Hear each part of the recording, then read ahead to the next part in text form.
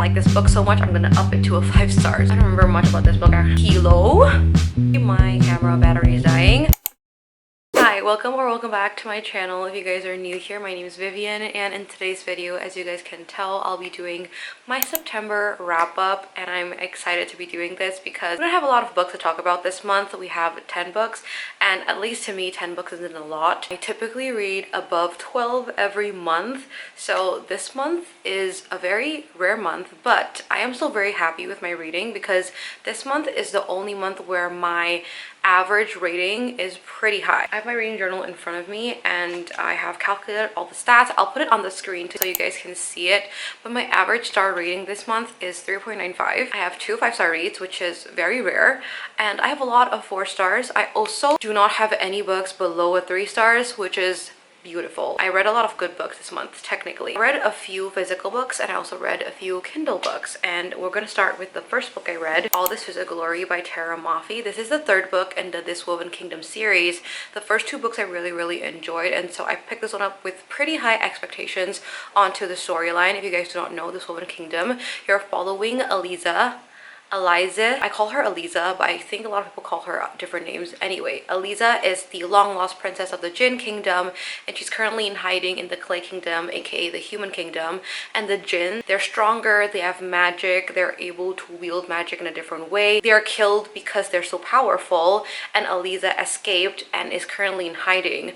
Eliza then meets Cameron, who is the crown prince of the Clay Kingdom, and they ended up going through this enemies to lovers romance because Cameron is supposed to kill Eliza. We are at the 3rd book of the series that I think is supposed to be 5 books, and this book wasn't my favorite. I really liked the 2nd book, even though the 2nd book didn't really have any plot and a lot of romance. That's why I liked it, because you could see the build-up of the relationship that Eliza had with another character, because this is actually a love triangle. In this book, I feel like they focused a lot on the side characters that surround the main characters, which I do enjoy, but I feel like there's just too much scenes with them, and I wanted to see more of Eliza and Cyrus. I also felt like not a lot of things happened in this book. There wasn't a lot of plot build-up. There also wasn't a lot of explanation on the magic system that I felt like was still lacking in this whole world. I did really like the writing. I love how beautiful and flowery the writing is, and it just really adds to the reading experience. So I did like it, so that's why it's ended up being a 3.5 stars. Next book I read, I read a 5-star read. I'm so excited about this. So I read Not Another Love Song by Julie Soto. Initially, I rated this a 4.5, and then after a week, I thought about it and I rated it a 4.75. And after a month, I realized that I like this book so much, I'm gonna up it to a 5 stars. So this is a 5-star read for me. And if you guys don't know what this book is, you're following 2 musicians. Gwen is the FMC, and she is technically a violinist. Xander, our MMC, is a cellist. Both of them are in this orchestra called the Manhattan Pop. One day, Gwen has to go to a wedding to work as a violinist, and the people of the wedding end up telling her that they need a cellist instead of violinist. So she ends up borrowing Xander's cello because Xander is a guest in that wedding, but they needed help with finding a cello, and he's the only one that the wedding organizer knows has a cello. Gwen has never really played the cello, but she mastered it immediately because she is a musical prodigy, and Xander immediately falls in love with Gwen. This whole story just revolves around them in that Manhattan Pop's orchestra, as well as their meeting and them falling in love with the music that they play and also with each other. I love Julie Soto's writing. I read her first book, Forget Me Not, and I absolutely fell in love with that book.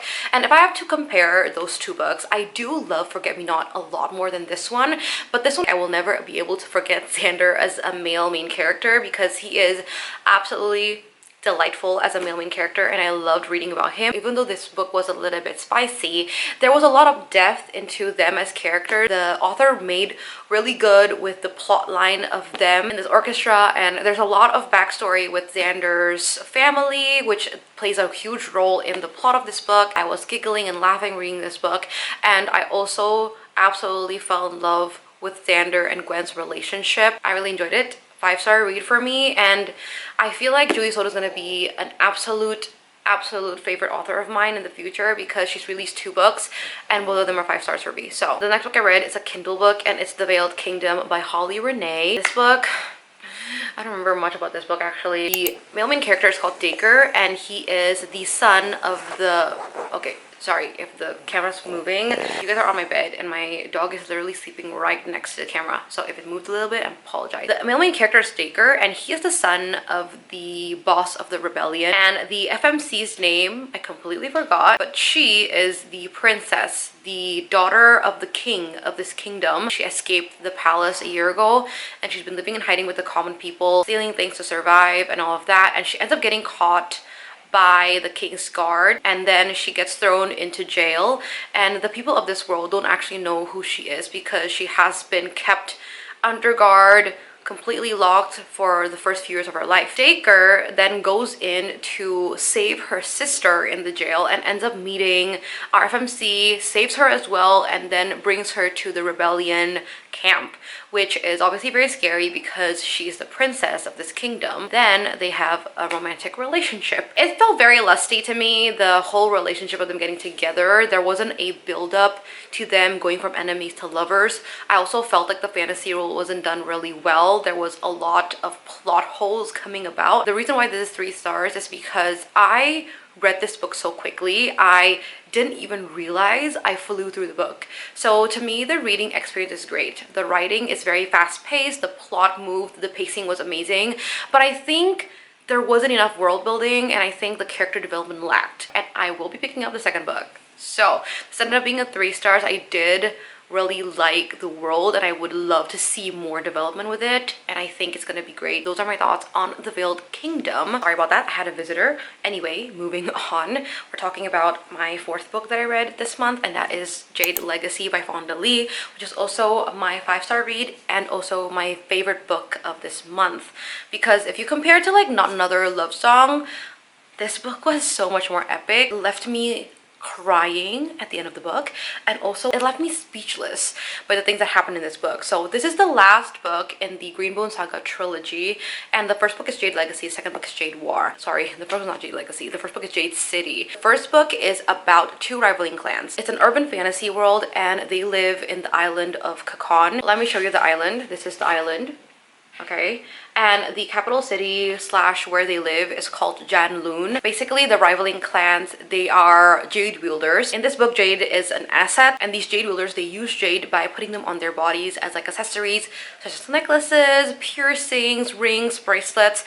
And when they wield jade, they enhance their physical properties, they enhance strength, lightness, and not a lot of people are able to wield jade. Only the Kekanese are able to wield jade, and if you don't have the ability to wield jade, you will end up getting the itches and you will die. In the first book, there's a new drug coming in called Shine, aka SN1, and this drug allows other people, foreigners who are not able to use shade, to wield it, and it becomes a whole political struggle that ends with Jade Legacy. And so the whole trilogy follows a very big political battle, but also you see lots of fights between the clans, the 2 rivaling clans, as well as them with the foreigners. For their whole lives, only the Kekanese are able to use jade, and suddenly now foreigners are able to wield jade. So there's a lot of issues in that, issues in ethics and morals and politics and figuring out the business side of the clan, but then also having to keep to the traditions of the clan. This world is so intricate, but then the author is able to make it easy to digest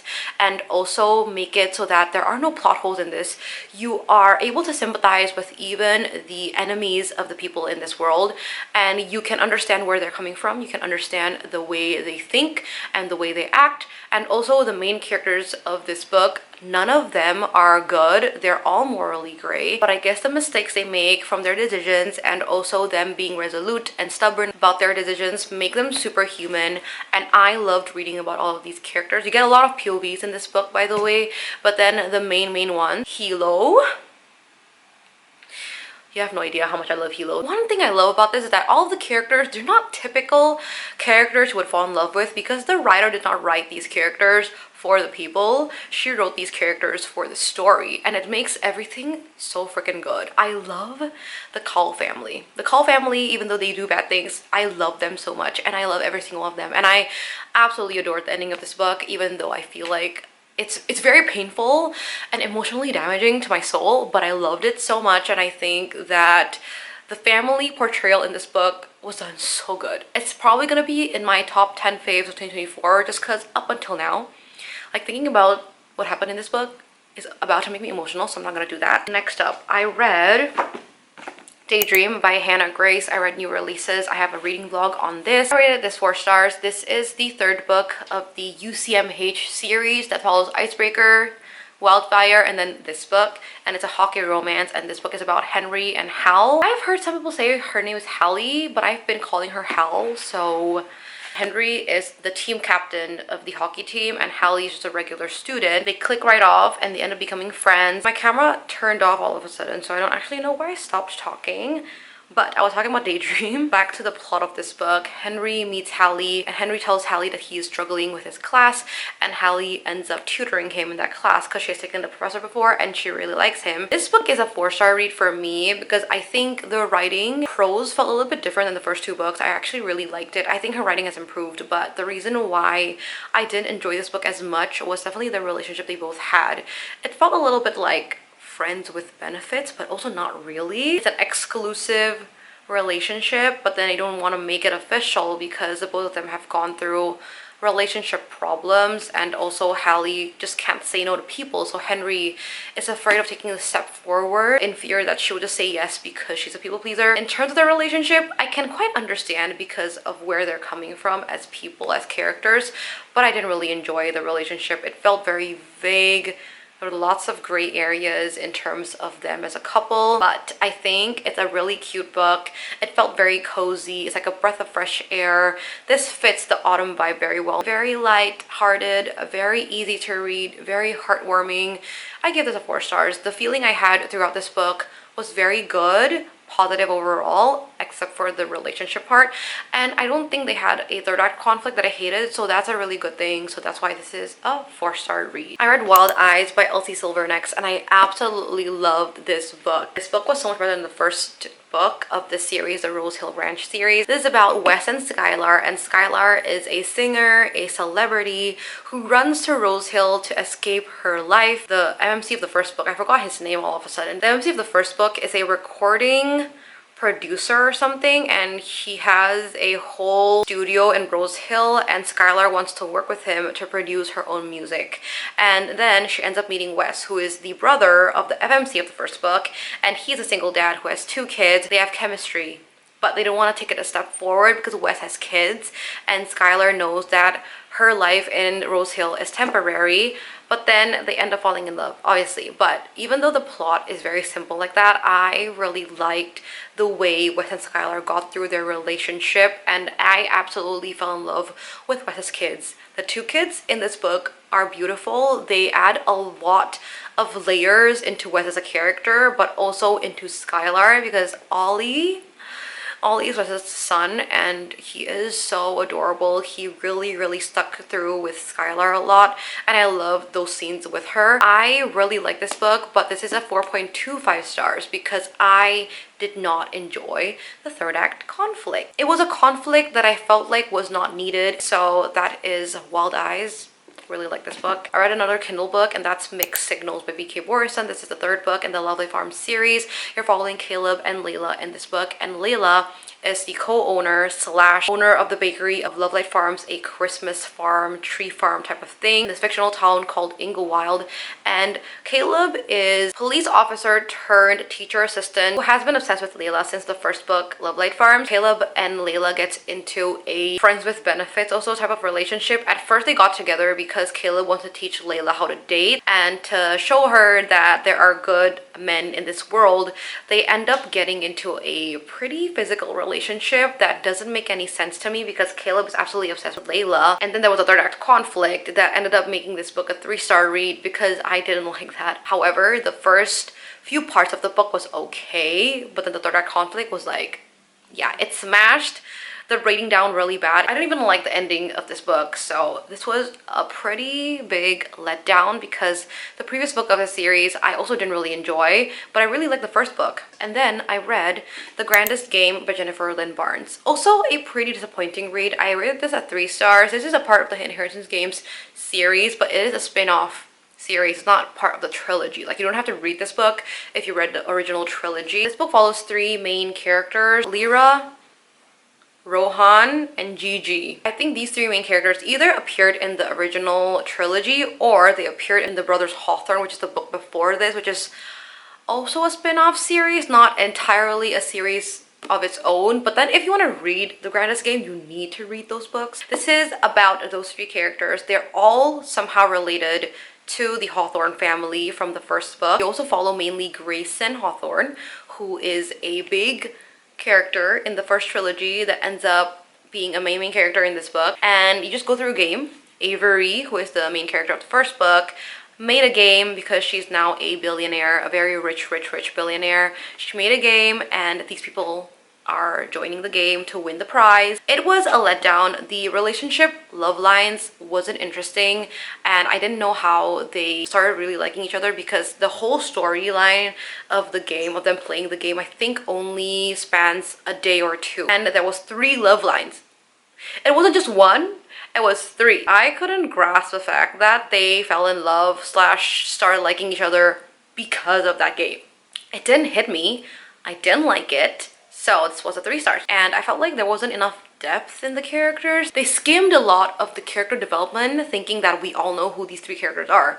But I don't know who they are. I have no clue. I forgot about them. Last 2 books, I read The Final Empire by Brandon Sanderson, one of my most intimidating reads, one of the books I've been avoiding for the past year, but I finally picked it up. And this is the first book in the Mistborn trilogy. My camera battery is dying. Let's make this quick. You're following Vin, the main protagonist of this book, and she is a Ska. Skas are slaves. In this world, there is a hierarchy. The highest of the highest is the Lord Ruler, and then there are nobles, and then there are Skas, who are slaves. And Vin is a Ska, and she is a part of this thieving group who scams people. And then she ends up getting caught, but then somebody saves her life, a guy called Kelsier, who is also a main protagonist of this book, and he is a Mistborn. In this world, there is a magic system. Some of these people, they have magic, they have powers, and they are able to... Yes, let's talk about this real quick. As you guys can tell, the file was corrupted. It was even worse than this because I wasn't even able to save this whole clip. I did everything I can, but for some reason the video just always stops there, and so I'm just gonna redo the last 2 books. Apparently it got cut off, it got corrupted, so I'm gonna quickly discuss the last 2 books. But this book is on a reading vlog, and if you guys want to hear more about this book and see my live reactions, I do recommend watching the reading vlog instead. So yeah, quickly talk about this. I stopped talking about the magic system of this book.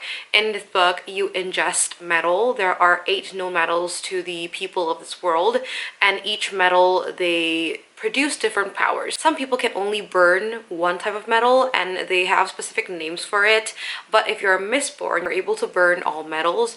Vin is a Mistborn, Kelsier is a Mistborn, and Kelsier recruits Vin into his rebellion group to overthrow the Lord Ruler. That is the whole plot of this book, and I absolutely love this book. This was a 4.5-star read because the world building, the magic, everything about this fantasy world was done so well. I felt like there were no plot holes in this book, and there were so many plot twists that I was surprised at, and I absolutely enjoyed my reading experience.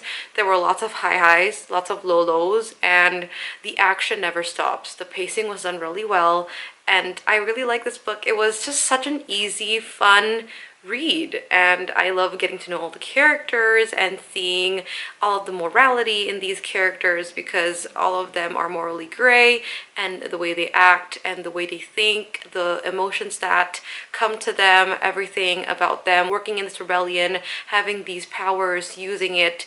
Everything about this was done so well, and I really liked it. I'm excited to pick up the rest of the books in this trilogy. Again, if you guys want to hear more in-depth thoughts as well as live reactions, check out the reading vlog. And the last book of this wrap-up is supposed to be Business Casual by B.K. Morrison, which is not in any reading vlog, so I'm going to talk about this book real quick. This is the last book of the Lovely Farm series. As you guys remember, I talked about Mixed Signals. That's the 3rd book, and I read the 4th book. This is a 4.25-star read. This is the best one out of the whole series, and I really enjoyed this book. This is about Nova and Charlie. Nova is the little sister of Beckett, who is the main character of the second book, and Charlie is the stepbrother of the female character in the first book, and they get into a relationship, a business casual relationship. Nova is a tattoo artist who opened a tattoo shop in Inglewood, the town they live in, and Charlie actually lives in New York. I'm not entirely too sure what his job is. I think he works in an insurance company that he owns, something to do with him owning the company, also working with his dad, because his dad plays a huge role in his backstory. This book was just very sweet and lighthearted and very warm overall, and I liked the message of friendship and found family in this book.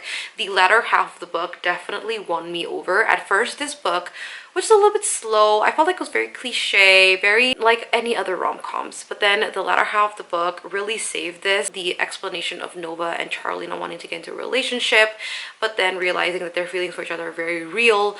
I love that part of the book. I liked how Nova went through the relationship. I think a part of me resonated a lot with Charlie as a person, so I can understand the things that he does and why he doesn't want to get into a relationship with Nova. I think out of all the couples, theirs for me is my favorite. It's the least amount of conflict, with lots of trust and lots of respect for each other. But again, it's only 4.25 because I felt like it was very cliche and sometimes too cheesy and cringy. So yeah, 4.25, but I did really like this book and I'm glad I picked up the whole series. That is the last book of this wrap up.